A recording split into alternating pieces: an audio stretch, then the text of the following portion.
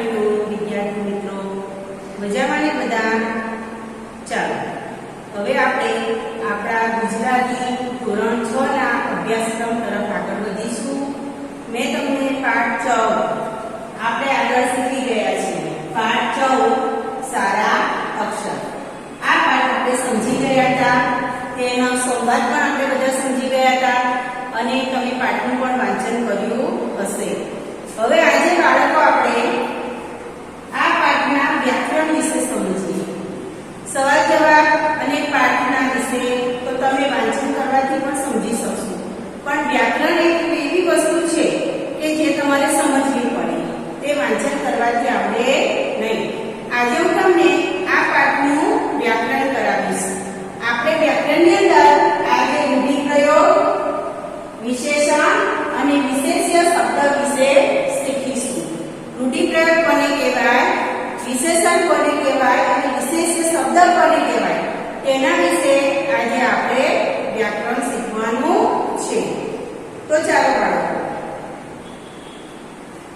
તમારા પાઠ્યપુસ્તકની અંદર વિશેષણ વિશે પાના નંબર 36 પર વ્યાકરણની સમજ આપેલી છે. તેની અંદર બધાનું ધ્યાન. આપણી વાત બીજા સુધી પહોંચાડવા માટે વિવિધ રીતે ભાષાનો પ્રયોગ કરીએ છીએ. આપણે આપણી વાત બીજા સુધી પહોંચાડવાની છે, બરોબર? એ માટે જે આપણે આખું વાક્ય બોલીએ છીએ કે જેનો સાચો અર્થ શું નીકળે છે, એને એ વસ્તુનું રૂઢિપ્રયોગ કહેવાય છે. રૂઢિપ્રયોગ દરેક ભાષાની અંદર હોય. રૂઢિપ્રયોગ દરેક ભાષાની અંદર હોય.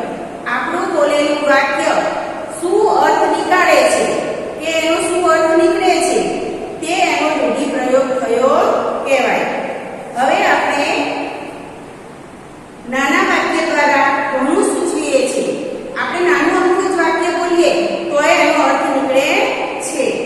આવું એક ભાષાકીય સાધન, તેને કહેવાય છે રૂઢિપ્રયોગ. ભાષાકીય સાધન કહેવાય, જેને કહેવાય રૂઢિપ્રયોગ. દરેક ભાષાની અંદર મેં કહ્યું તેમ રૂઢિપ્રયોગો આપેલા હોય છે. સામાન્ય રીતે દરેક શબ્દ એક ચોક્કસ અર્થ નીકળે છે. કોઈ પણ શબ્દનો એક ચોક્કસ અર્થ નીકળે છે, બરોબર? ઘણી વખત એકના એક શબ્દના બે અર્થ પણ નીકળે છે. એ પણ હું તમને બોર્ડ પર લખીને સમજાવીશ. ચાલો ત્યારે આપણે આ વ્યાકરણ સમજીએ. જુઓ, રૂઢિપ્રયોગ. આપણે આપણી વાત બીજા સુધી પહોંચાડવા જે અર્થપૂર્ણ વાક્યનો ઉપયોગ કરીએ છીએ તે ભાષાકીય સાધનને શું કહે છે? રૂઢિપ્રયોગ કહે છે. ભાષાકીય સાધનને શું કહે છે? રૂઢિપ્રયોગ કહે છે. ઉદાહરણ, પપૈયું ઝાડ ઉપર પાકી ગયું. બરોબર? ધ્યાનથી સમજો. પપૈયું ઝાડ ઉપર પાકી ગયું. અને બીજું એક વાક્ય છે, એની કચકચથી મારું માથું પાકી ગયું. બંને વસ્તુની અંદર, બંને વાક્યની અંદર પાકી ગયું શબ્દ આવે છે. શબ્દ તો એક જ છે, પણ મિત્રો તેનો અર્થ અલગ અલગ નીકળે છે. જુઓ, અહીંયા પપૈયું ઝાડ ઉપર પાકી ગયું એટલે ફળ પરિપક્વ થઈ ગયું. ઝાડ ઉપરનું ફળ પરિપક્વ થઈ ગયું. અહીં આ વાક્યની અંદર ઝાડ ઉપર ઉગેલા ફળનો ઉલ્લેખ કરવામાં આવ્યો છે. બીજું વાક્ય છે, એની કચકચથી મારું માથું પાકી ગયું. અકળાઈ જવું. કોઈ એકને એક વાત વારંવાર કરે, કંટાળી જવું, અકળાઈ જવું. આ વાક્યનો પાકી ગયાનો અર્થ અકળાઈ જવું, અને અહીંયા આ વાક્યનો પાકી ગયાનો અર્થ ફળ પરિપક્વ થઈ જવું. જુઓ મિત્રો, શબ્દ એટલે એક છે, તેનો અર્થ વાક્ય મુજબ અલગ અલગ નીકળે છે. હવે એવી જ રીતે બીજું એક વાક્ય,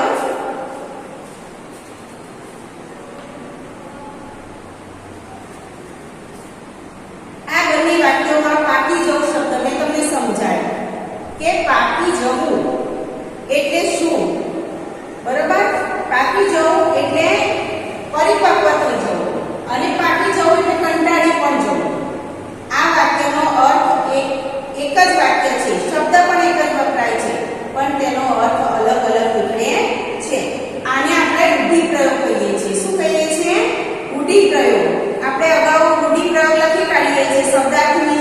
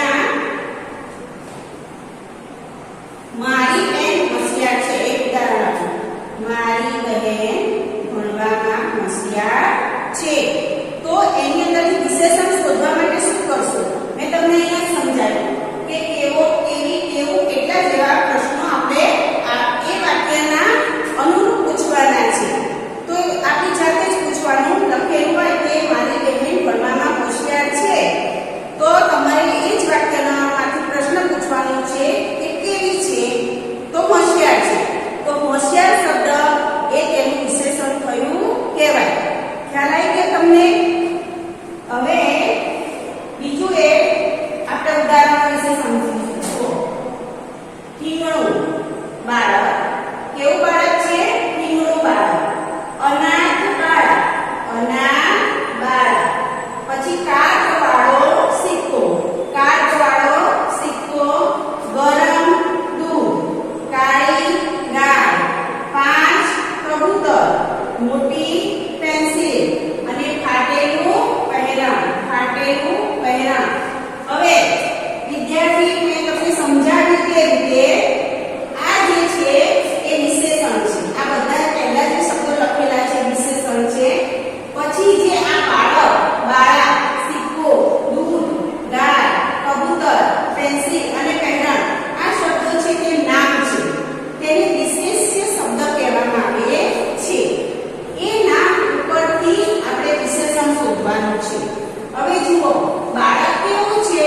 તો ઠીંગણું છે. મેં હમણાં તમને સમજાવ્યું ને વિશેષણ શોધવા માટે તમારે કેવું, કેવી, કેવો એવો પ્રશ્ન તમારી જાતને કરવાનો. એટલે તરત જ જે જવાબ મળે તેને વિશેષણ કહેવાય. તમારે અહીંયા જોવાનું ઠીંગણું બાળક. હવે તમારે એવો પ્રશ્ન કરવાનો કે બાળક કેવું છે? તો ઠીંગણું છે. તો ઠીંગણું એ શબ્દ વિશેષણ કહેવાય. બીજું જુઓ અનાથ બાળક. બાળક કેવી છે? અનાથ છે. તો અનાથ એ વિશેષણ કહેવાય અને બાળા એ એનું નામ કહેવાય અને વિશેષ્ય શબ્દ કહેવાય. હવે કાટવાળો સિક્કો. સિક્કો કેવો છે? પ્રશ્ન કરવાનો સિક્કો કેવો છે? તો કાટવાળો છે. તો કાટવાળો એ એનું વિશેષણ કહેવાય. સમજાય છે ને બધાને? ગરમ દૂધ. હવે તમે તમારી જાતે જ પ્રશ્ન કરો. ગરમ દૂધ. દૂધ કેવું છે? ગરમ છે. કેવું છે? ગરમ છે. તો ગરમ એ એનું વિશેષણ કયું કહેવાય? 5 કબૂતર. કેટલા કબૂતર છે? 5. કેટલા કબૂતર? આવો પ્રશ્ન કરવાનો. કેવું, કેવું, કેટલા, ક્યારે આ પ્રશ્ન કરીએ ને એટલે આપણને વિશેષણ મળે. આપણે પ્રશ્ન કરવાનો કે કેટલા કબૂતર? તો 5. 5 એ વિશેષણ થયું કહેવાય. હવે જુઓ મોટી પેન્સિલ. કેવી પેન્સિલ છે? મોટી. આપણે પ્રશ્ન કરવાનો કેવી પેન્સિલ? તો મોટી પેન્સિલ. તો મોટી એ એનું વિશેષણ થયું કહેવાય. ફાટેલું પહેરણ. કેવું પહેરણ? ફાટેલું પહેરણ. તો ફાટેલું એ એનું વિશેષણ થયું કહેવાય વાક્યનું. હવે જુઓ પહેરણ છે તે નામ છે. હવે આ શબ્દોની અંદરથી ઉપરના આ વાક્યો છે એમાં પ્રાણી, વ્યક્તિ, પક્ષી, પદાર્થને સૂચવે તે શબ્દ છે. આ વાક્યની વાત કરી રહ્યા છીએ મિત્રો આપણે. જે પદાર્થ, પ્રાણી, વ્યક્તિ અને પક્ષીને સૂચવે છે આ વાક્યની અંદર તે શબ્દ છે. આ શું છે? વિશેષ્ય શબ્દ. એને કહેવાય વિશેષ્ય શબ્દ. પછી જે શબ્દ, આ બાજુના શબ્દો, જે શબ્દ નામ, આકાર, રંગ, ગંધ, ઊંચાઈ, ગુણ, સંખ્યાની વિશેષતા બતાવે છે તે શબ્દ વિશેષણ છે. વાક્યમાંથી એ વસ્તુની વિશેષતા આપણે ખેંચવાની, વિશેષતા પકડી લેવાની. એ એનું વિશેષણ કયું કહેવાય? જુઓ જે શબ્દ નામના આકાર, રંગ, કદ, ઊંચાઈ, ગુણ, સંખ્યાની વિશેષતા બતાવે છે તે શબ્દ વિશેષણ છે. હવે તમને બધાને ખ્યાલ આવી ગયો હશે કે વિશેષણને શું કહેવાય? રૂઢિપ્રયોગ કેવી રીતે કહેવાય? વિશેષ્ય શબ્દ કોને કહેવાય? ખ્યાલ આવી ગયો ને? વિશેષણ શોધવા માટે તમારે એ વાક્યના અનુરૂપ પ્રશ્ન પૂછવાનો છે. કેવું છે? ક્યાં છે? ક્યારે છે? કેવો છે? એ રીતે પ્રશ્ન પૂછવાનો એટલે તમને વિશેષણ મળે. હવે જુઓ મારી ગાય. એક ઉદાહરણ તમને આપું. મારી ગાય કાળી છે. બરોબર? કોની વાત થઈ રહી છે વાક્યની અંદર? ગાયની વાત થઈ રહી છે. એ ગાય કેવી છે? પ્રશ્ન કર્યો આપણે. કેવી છે? કાળી છે. બરોબર? કેવી છે? કાળી છે. તો કાળી એ શબ્દ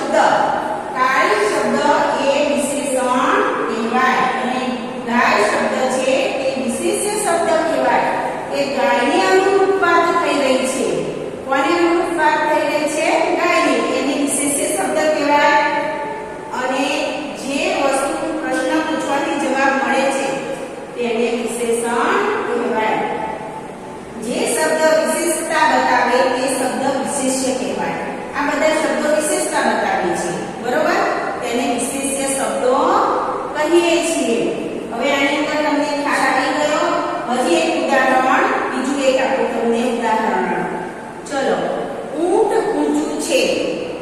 ઊંટ કેવું છે? ઊંચું છે. હવે તમે મને જવાબ આપો તો વિશેષણ કોને કહેવાય એમાંથી? તો તમે શું પ્રશ્ન કરશો? ઊંટ કેવું છે? તો ઊંટ ઊંચું છે. કેવું છે? ઊંચું છે. તો જવાબમાં મળશે ઊંચું. તો ઊંચું શબ્દ એ તેનું વિશેષણ થયું કહેવાય. અને ઊંટ શબ્દ એ તેનું નામ છે. શું છે? નામ છે. એ એનું વિશિષ્ટ શબ્દ તરીકે આપણે ઉપયોગ કરીએ છીએ. વિશિષ્ટ શબ્દ ઉપરથી જ વિશેષણનો અંદાજ આવે છે.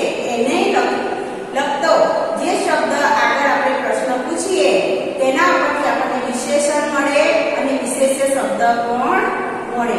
હવે તમને ફ્રી પ્રયોગ, વિશેષ શબ્દ અને વિશેષણની અંદર બરોબર ખબર પડી ગઈ? પડી ગઈ ને? સરસ. ચલો હવે બાળકો આપણે પાઠ તો પૂર્ણ કરી દીધો હતો, પરંતુ તેના અભ્યાસ વિશે થોડી ચર્ચા કરી લઈએ. પાના નંબર 38, પાઠ 14 પાના નંબર 38 જુઓ. અભ્યાસની અંદર સૌથી પ્રથમ વિકલ્પો આપેલા છે, તેના વિશે આપણે ચર્ચા કરીશું. જુઓ, પહેલો વિકલ્પ, મેહુલની નોટ સાહેબ વર્ગમાં બધા બાળકોને બતાવે છે કારણ કે મેં પાઠ સમજાવ્યો ત્યારે તમને સુલેખન, સારા અક્ષર વિશે ખૂબ જ સમજાવ્યું ને? તમે શરૂ કરી દીધું તમારા અક્ષર સુધારવાનું? કર્યું ને બધાએ? હા. તો જુઓ, મેહુલની નોટ સાહેબ વર્ગમાં બધા બાળકોને બતાવે છે, એનું કારણ શું હતું? તો 4 તમને ઓપ્શન આપેલા છે. એની નોટના પાના લીસા હતા, તે કાયમ નિયમિત લેસન કરતો હતો, તેના અક્ષરોની વાત બતાવવા માંગે છે, તેણે હોમવર્ક સરસ કર્યું હતું. તો શું જવાબ આવશે? તેના અક્ષરોની વાત સાહેબ બધાને બતાવવા માંગે છે. સાહેબ તેનું ઉદાહરણ આપીને બીજા વિદ્યાર્થીઓને કહેવા માંગતા હતા કે તમે પણ આવા સુંદર અક્ષર કાઢો. તો જવાબમાં આવશે તેના અક્ષરોની વાત બતાવવા માંગે છે. હવે બીજો વિકલ્પ છે, અક્ષરો સારા કાઢવા હોય તો શું કરવાનું? અક્ષરો સારા કાઢવા હોય તો મન શાંત રાખવાનું, કલમથી જ લખવાનું, નવી બોલ પેનની જરૂર પડે કે લખવાનો વારંવાર મહાવરો કરવો પડે? શું જવાબ આવશે? લખવાનો વારંવાર મહાવરો કરવો પડે. મેં પાઠ સમજાવ્યો તો ત્યારે તમને આ વસ્તુ બહુ ખાસ સમજાવી હતી કે તમે એક ફકરો રોજ લો, 4 લીટી લખો. એક દિવસ લખશો એના કરતાં બીજે દિવસે તમારું લખવાનું સારું થતું જશે. એના બીજા દિવસે એનાથી વધુ સારું થશે, એના ત્રીજા દિવસે એનાથી વધુ સારું થશે. એમ કરતા તમે એ જ વારંવાર એકની એક વસ્તુનો મહાવરો કરશો તો તમારા અક્ષર ચોક્કસ સુધરી શકે છે. તો જવાબ આવશે લખવાનો વારંવાર મહાવરો કરવો પડે. હવે જુઓ વિકલ્પ નંબર 3, તમે પહેલા ધોરણમાં ભણતા ત્યારે સાહેબ આડી ઊભી ત્રાસી લીટી દોરાવતા કારણ કે કેમ દોરાવતા હતા સાહેબ? તો અક્ષરોના વળાંક સુધરે. શાના માટે દોરાવતા હતા? અક્ષરોના વળાંક સુધરે તે માટે. આપણે 12 નંબરનું બાળક હોય તો તમે સૌથી પહેલા એની નોટમાં જોજો, ઊભી લીટી, આડી લીટી, ત્રાસી લીટી, વર્તુળ, આ બધું દોરાવવામાં આવે છે એને. કેમ કે તેના હાથથી પેન્સિલ પકડતા પણ જે શીખવું નથી હોતું. સૌપ્રથમ પેન્સિલ પકડે છે અને પછી એને વળાંક વાળવા માટે શીખવવામાં આવે છે. એટલા માટે આ લીટીઓ દોરાવવામાં આવે છે. હવે પ્રશ્ન નંબર 2 જુઓ. નીચેના દરેક પ્રશ્નનો એક વાક્યમાં ઉત્તર આપો. એક વાક્યની અંદર ઉત્તર આપવાનો છે. પહેલો પ્રશ્ન છે, સાહેબ બધાને મેહુલની નોટ બતાવે છે તે બાબતે હાર્દિક શું માને છે? હાર્દિક શું માનતો હતો કે સાહેબ કેમ એને બધાને નોટ બતાવે છે? તો તેની નોટના પાના લીસા અને સરસ છે.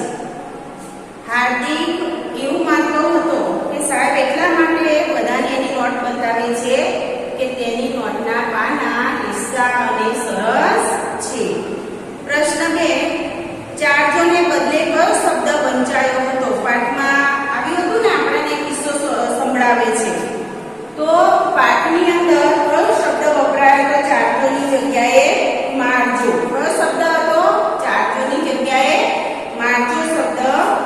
વપરાયો હતો. શબ્દ લખવામાં પણ ફેર થાય. મેં એ પણ કહ્યું હતું, ચરી જગ્યાએ ર વંચાય તો પણ અર્થનો અનર્થ અને શબ્દ ફેર થઈ જાય છે. હવે જુઓ, સોનલના પપ્પા, પ્રશ્ન નંબર 3. સોનલના પપ્પા તેને કેવી નોટ લાવી આપે છે? તો સોનલ એમ કહેતી હતી કે મારા પપ્પા તો મને સસ્તી નોટ લાવી આપે છે. કેવી નોટ લાવી આપે છે? સસ્તી નોટ લાવી આપે છે. પ્રશ્ન 4. અશરફ કલમને શેમાં બોળવાનું કહે છે? અશરફે વાત કરી હતી ને પાઠની અંદર, સંવાદની અંદર આવ્યું હતું. અશરફ કલમને શાહીના ખડિયાની અંદર બોળવાનું કહે છે. શામાં બોળવાનું કહે છે? શાહીના ખડિયામાં. હવે પ્રશ્ન નંબર 3. 1-2 વાક્યમાં ઉત્તર આપો. પ્રશ્ન 1. ઓળનું ચોળ વેતરાઈ જવું એટલે શું? આ મેં તમને સમજાવ્યું, વિપ્રયોગમાં સમજાવ્યું, પ્રશ્ન આપણે જ્યારે પાઠ ચલાવ્યો ત્યારે બોર્ડ પર લખીને પણ સમજાવ્યું. કાઈને બદલે કાંઈ થઈ જવું. ઓળનું ચોળ વેતરાઈ જવું એટલે કાઈને બદલે કાંઈ થઈ જવું. હવે પ્રશ્ન નંબર 2. સોનલના દાદીમાએ અક્ષર સુધારવા માટે શી સલાહ આપી? અક્ષર સુધારવા માટે શી સલાહ આપી હતી? તો સોનલના દાદીમાએ શું કહ્યું હતું? યાદ છે તમને? કે વહેલા ઉઠી અને ઠંડા પાણીમાં હાથ બોળી દેવાના. ઠંડા પાણીમાં હાથ બોળ્યા પછી હાથ ફરી જાય પછી એ હાથથી લખાણ લખવાનું, એવું સોનલના દાદીમાએ કહ્યું હતું. હવે વિદ્યાર્થી મિત્રો, અહીંયા તમારો અભ્યાસ પૂરો થાય છે અને સ્વાધ્યાય તમારે ઘરેથી લખવાનું છે. દરેક જણે વર્ગકામની નોટમાં અભ્યાસ અને સ્વાધ્યાય લખવાનું છે. મિત્રો, આ પાઠ હવે આપણે અહીંયા પૂર્ણ કરીએ છીએ. તો ગૃહ કાર્ય વિશે સમજી લઈએ. જુઓ, પાઠ 14નું અભ્યાસ અને સ્વાધ્યાય લખવું. બોર્ડ પર સમજાવેલું વ્યાકરણ લખવું. આ મેં તમને લખાયું ને, આ બોર્ડ પર લખાયેલું રૂઢિપ્રયોગ, વિશેષણ અને વિશેષ્ય શબ્દ